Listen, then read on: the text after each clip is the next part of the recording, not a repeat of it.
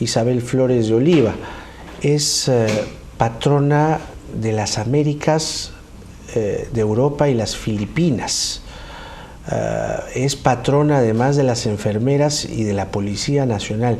Fíjese usted la talla de lo santa que es Rosa de Lima, la cantidad de cosas que ella pues abraza con su santidad, por decirlo de algún modo.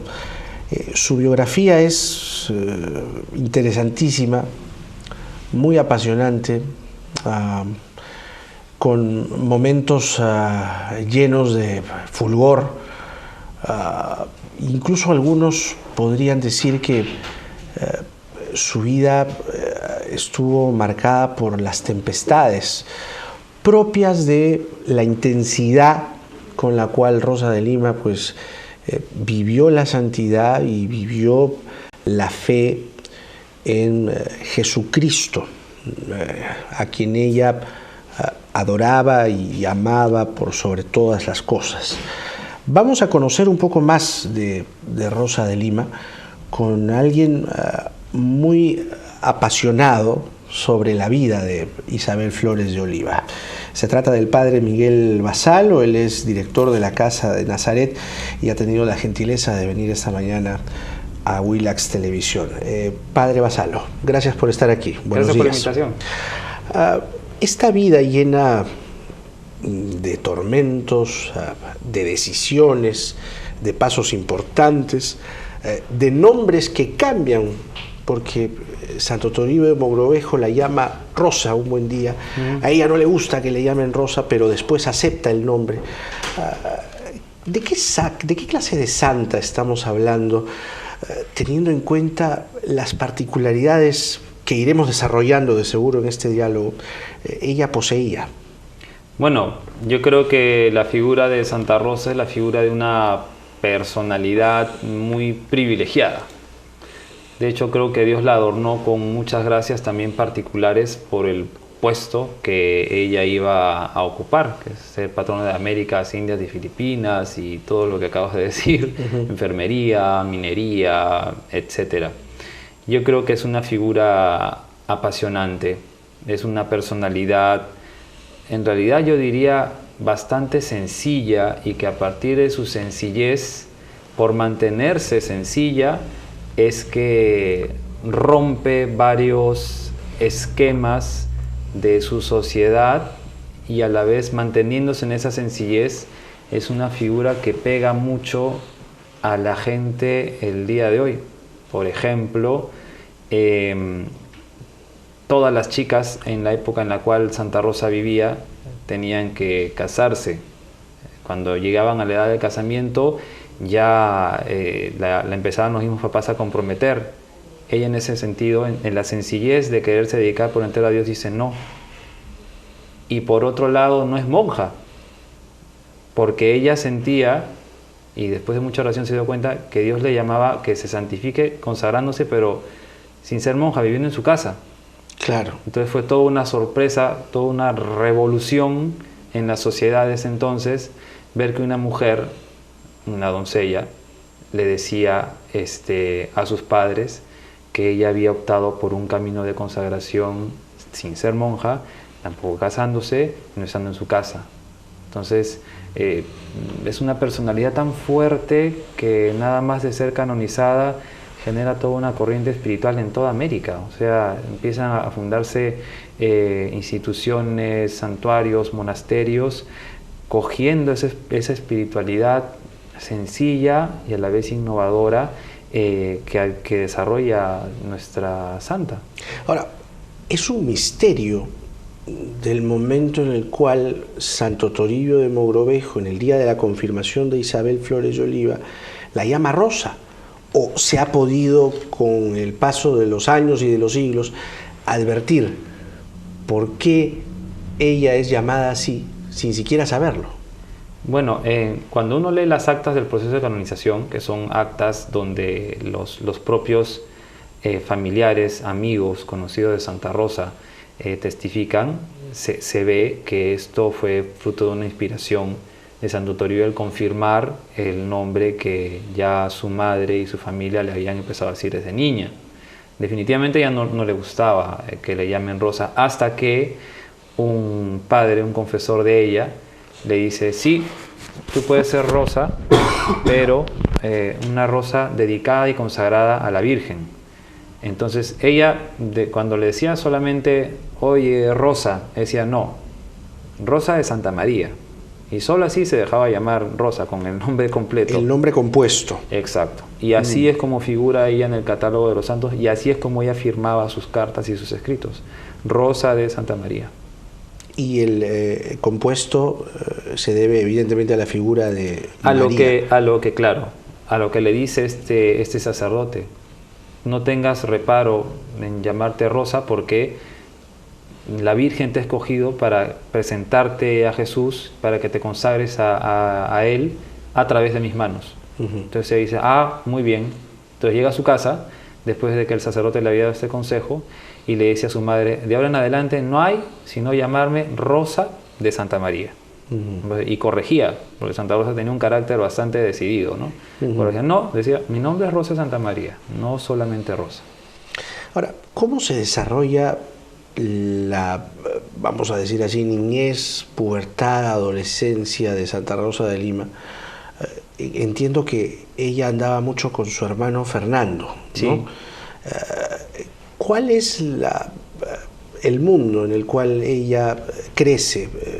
Porque de alguna forma uno puede pensar que a partir de ese mundo es que se vuelca finalmente la vida que ella va a llevar, cortísima, por cierto. Claro, de hecho, la sociedad de esa época tenía el gran privilegio que todo lo centraba en Dios, ¿no? Entonces, el ambiente religioso se respiraba, y los papás eran verdaderos educadores también en la fe. Y por otro lado, la familia de Santa Rosa era una familia numerosa. Parece que llegó a tener al menos más de 10 hermanos, y de ellos el predilecto Fernando, ¿no? Entonces ella se desenvuelve en un humus espiritual muy fuerte, en una educación muy cercana, muy cariñosa, y en un contexto familiar pues muy bonito, porque estaba papá, estaba mamá, estaban sus hermanos. Entonces, a través incluso del sacrificio que empezó a suponer irse ajustando un poco económicamente, porque al tener más de 10 hermanos, pues hubo que hacer esfuerzos y aprender a compartir muchísimo, es que ahí empieza a forjar su identidad con Dios. Pero tiene esa gracia. La sociedad que le rodeaba era muy religiosa, y al interior del hogar ella recibió sólidamente la fe. Pero entiendo, corríjame si me equivoco, que es justamente en el hogar donde explota un conflicto, porque, como usted bien advirtió hace un momento, la época obligaba a las mujeres de la época a contraer matrimonio cuanto antes, o por lo menos comprometerse, ¿no? Claro. ¿Qué pasa allí con Isabel Flores de Oliva, con Rosa de Lima, en el momento en el cual la familia comienza a cogotarla, comienza a decirle: oye, tienes que casarte? Ahí saca su personalidad. O sea, cuando a mí me ponen una estampa de Santa Rosa como de otra galaxia, yo digo: no, es que si tú lees su vida de verdad, quitándole lo que a veces los antiguos biógrafos ponían, que le exaltaban hasta como que caminaba sobre nubes, no, cuando tú estudias bien su vida, te das cuenta que cuando ella toma la decisión de consagrarse a Cristo, ya nada la para. O sea, los papás hicieron muy buen trabajo con ella, le enseñaron el amor a Dios, etc. Y justamente en ese humus que te dije hace un ratito, es que ella empieza a sentir ese querer entregarse todo a Dios, y ya no retrocede, ¿no? Entonces, digamos, los papás fueron un poco culpables de que en ella florezca este deseo, y que Dios pueda pedirle esa vocación tan, digamos, original para su época, tan innovadora. Pero ella se mantuvo firme. Año 1615, cuando corsarios holandeses intentan ingresar a la ciudad de Lima. Era una época en la que los corsarios ingleses, europeos en general, querían pues vulnerar la colonia española más importante. Y entonces entiendo que Rosa reúne a las mujeres y comienzan a rezar. ¿Qué es lo que ocurre en ese momento? Como consecuencia, te digo, de su personalidad tan sencilla, en la decisión que había tomado de dar su vida por Cristo, ella es consecuente con lo que había decidido. Y dijo, acá van a atacar a mi esposo, a Jesús sacramentado. O sea, se van a meter al sagrario para profanar el Santísimo Sacramento sobre mi cadáver. Entonces ella, dicen ahí los biógrafos, y toda la gente se quedó sorprendida por ese emerger. Decían que la que ellos creían, ¿no? Una doncella serena en su casa se transformó en una leona. Se puso en el altar y dijo, pues sobre mi cadáver, antes de que profanen el Santísimo Sacramento, en el convento de Santo Domingo. Y arengaba a toda la gente a dar su vida. Decía, pues si se nos ofrece ahora la oportunidad del martirio, de derramar nuestra sangre por Cristo, hagámoslo. Entonces toda la gente estaba estupefacta. O sea, ya tenía la fama de santidad por la ayuda y el servicio que hacía ella como enfermera a todo tipo de gente. Pero aquí la gente se queda sorprendida por ese rugir, por así decirlo, de su personalidad. Pero a la vez ella dijo, pero oremos, ¿no? Oremos a Dios para que libre nuestra ciudad de una desgracia. Y entonces los piratas holandeses, fruto pues de la oración de ella y de todo lo que ella motivó en oración, no llegan a desembarcar en Lima. Entonces se libra de ese desastre. Y entonces, pues peor, la fama de santidad de Rosa fue ya llegar al clímax, ¿no? O sea, empezaron a agradecer, a considerarla muchísimo más un instrumento elegido de Dios. O sea, Santa Rosa ahí fue totalmente consecuente con lo que ella había decidido, con su vocación cristiana y de laica entregada a Dios. Hay una historia que se ha escuchado mucho, pero la primera persona que yo se lo escuché fue mi abuela. Los mosquitos. Ella me dijo que Santa Rosa había dicho el mar, que los barcos terminarían fondeando la Plaza de Armas algún día.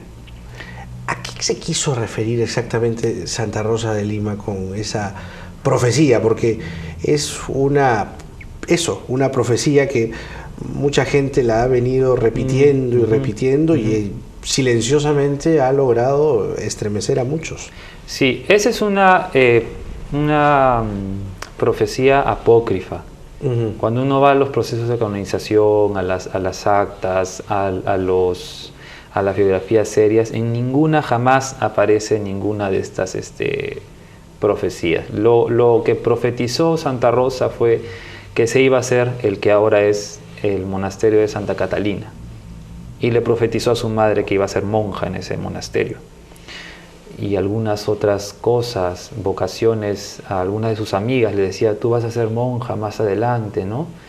Pero concretamente esa profecía de que el mar se va a salir y va a llegar hasta la Plaza de Armas y los barcos van a asolar Lima, no, esa no tiene una base, un sustento histórico. Es, pienso, una armazón popular o política, no sé, que le adjudicaron a ella en su momento y que se ha ido repitiendo y repitiendo, pero no hay una evidencia concreta, objetiva, de que ella haya dicho eso. ¿Cuál era, vamos a decir así, la posición en la sociedad limeña de Santa Rosa de Lima? De hecho, una parte de su vida se la pasó trabajando ella misma para poder mantener algunos gastos de la casa. Pero frente a una sociedad, además, una colonia, ¿no? Españoles, criollos, indios, mulatos, una sociedad muy diferenciada, muy clasista. ¿Dónde se ubicaba Santa Rosa en ese contexto? Bueno, en principio tuvo ella una posición muy privilegiada, porque el papá era arcabucero del virrey, era como el guardián, el custodio del virrey, tenía un cargo importante. Lo destinan a Quibes al papá para ser el administrador de las minas de Quibes. Por eso Santa Rosa también es patrona de la minería. Entonces, pero cuando empezó a crecer el número de hermanos, ya, y con la edad avanzada del papá de Santa Rosa, porque el papá de Santa Rosa era bastante mayor, ya la situación económica empezó a apretarse. Pero en su niñez, por lo que se ve, tuvo una niñez muy holgada. Y cuando uno ya la ve, digamos, siendo reconocida por el pueblo, se ve y está también en las actas del proceso de organización que ella era amiga de la virreina, era amiga de la sobrina de Santo Toribio, ¿no? Que le iban a consultar diferentes padres de la Compañía de Jesús, de los dominicos, de los franciscanos. O sea, en su casa incluso se hacían muchas tertulias espirituales, y de hecho donde ella fallece es la casa de los esposos de la Maza, que eran una pareja de esposos españoles aristócratas. Entonces, por un lado ella tuvo una gran afinidad y compañía con gente de muy altos cargos, pero no tenía tampoco ningún problema de tratar con gente de escasa condición. De hecho, ella llevaba tanto a gente de la nobleza como a esclavos o a indios a curarse a la enfermería. La situación económica, por lo que se ve en principio, fue de bonanza, y al pasar los años, conforme ya el oficio del papá va decayendo por la edad, también la situación económica se va ajustando. Entonces ella misma, muy proactiva diríamos el día de hoy, empieza pues a hacer bordados, empieza a cultivar rosas, y con eso también apoya un poco a la economía, pero eso fue más adelante. Otra de las cosas que son claves en su vida son estos autoflagelos a los que se dice ella se sometía. ¿Cuán ciertos son, de los que se saben o de los que se tiene confirmación en el acta de canonización o en su biografía oficial, que ella pues experimentaba? ¿Y por qué hacía eso? Bueno, con respecto a eso se han cargado demasiado las tintas, ¿no? O sea, Santa Rosa es santa por la caridad. O sea, es reconocida a su muerte como la madre de los pobres de Lima. Era como una Teresa de Calcuta, digamos, del siglo XVI, XVII, ¿no? Las disciplinas, el uso de cadenillas, de cilicios, era parte de ordinario y común de los cristianos, siempre con el permiso de su confesor. Santa Rosa no hacía nunca nada sin permiso de su confesor. Sí figuran en las actas de canonización que ella recurría a estas disciplinas, pero al igual que cualquier persona o hijo de vecino con autorización de su confesor hacía. San Martín de Porres, sin ir muy lejos, ¿no? Él también se flagelaba. Pero Santo Toribio de Mogrovejo, San Juan Macías, San Francisco Solano, o sea, los venerables de esa época, porque respondía no a una idea masoquista, ¿no? De dañarse para sentir placer. Creo que uno podría pensar en este tiempo, ¿no? Sí, y a mí la verdad me aburre, ¿no? Cuando a veces tocan el tema y una persona pues dice, ay no, que era media rara porque se flagelaba. Entonces, no has entendido nada, ¿no? En primer lugar, porque sus biógrafos, yo creo, mal han hecho encargar, o sea, por ponerla portentosa, ¿no? Han usado un estilo fabuloso, ¿no? Para ponerle, pues, como te decía, que caminaba, pues, en nubes, que los pajarillos a su alrededor componían, no sé, melodías celestiales, y por otro lado, pues, que ella se sacrificaba, pues, hasta el extremo. Se sacrificaba, sí, pero no hasta el punto de exagerar la nota. Lo hacía como te digo, como las otras figuras de santidad también lo hacían. Era una propiedad exclusiva de ella el hacer disciplina. Ahora, el sentido al hacer un sacrificio es salvar, ¿no? Uno hace un sacrificio para salvar, para redimir, para ofrecer eso por una causa concreta, por la salvación. Ella pedía mucho por su pueblo de Lima, ¿no? Entonces no era tan así exagerado como dice la gente, porque si tú te pones a pensar también cómo una mujer que le encantaba cantar, que componía canciones, una mujer que era muy proactiva, que salía a buscar a los enfermos, los asquerosos, los que nadie quería para curarlos, una persona que encantaba cuando conversaba, haya podido tener tanto ritmo físico, ¿verdad? Si hubiera estado cargada de tantas disciplinas como se le ha achacado. Entonces hay que bajarle un poquito el tenor de esas disciplinas. ¿Que las haría? Sí las haría, pero correspondiendo a una manera de unirse a Jesús que salvó en la cruz. Y era lo que se exigía en esos tiempos también, ¿no?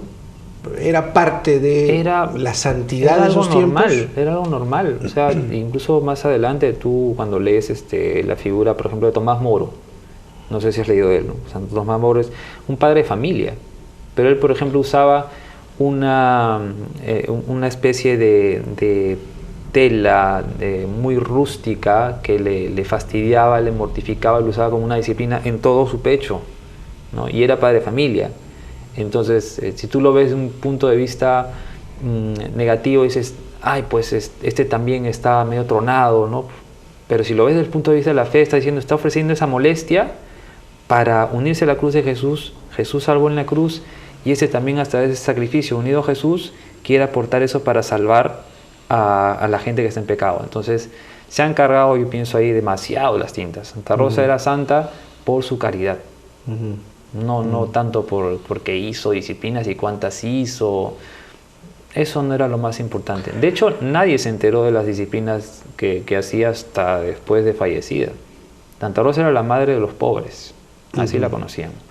Y ya esto empieza a trascender por, en fin, voces a las que ella en algún momento se acogió. ¿En qué sentido? Estos autoflagelos que ella se hacía, que empiezan a correr después. Claro. Además, Lima era la ciudad del chisme, Claro. donde las verdades pues se exalzaban y se condimentaban, ¿no? Sí. Entonces, probablemente pienso yo que esto empezó a trascender justamente en las personas en las que Rosa en algún momento se acogió. Sí, definitivamente ella era una maestra, también le decían la madre, ¿no? Una madre espiritual como a Catalina de Siena, a quien ella también imitaba mucho, ¿no?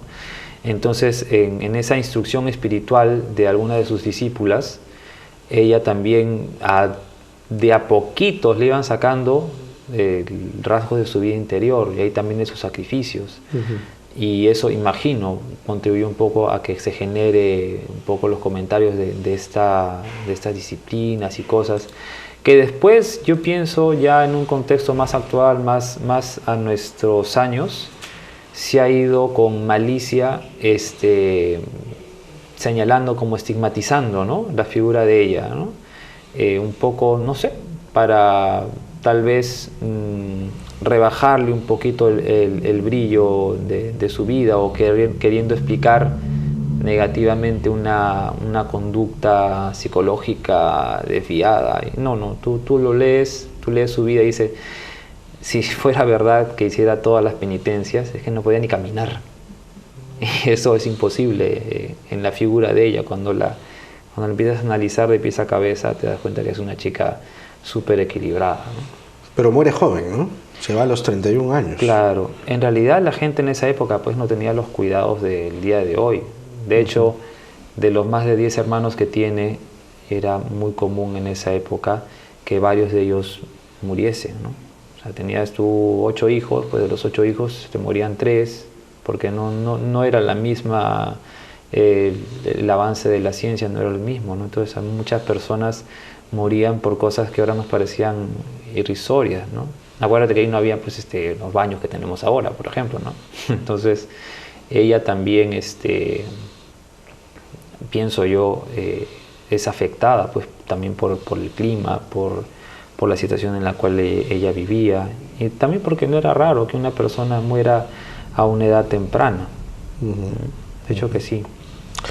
Padre, muchas gracias. Ha sido un gusto compartir estos minutos hablando de alguien sin duda tan importante en la historia, más allá del el rito y la tradición cristiana y católica creo que Santa Rosa de Lima trasciende eso y se convierte en un personaje muy importante en la historia universal. Claro que sí.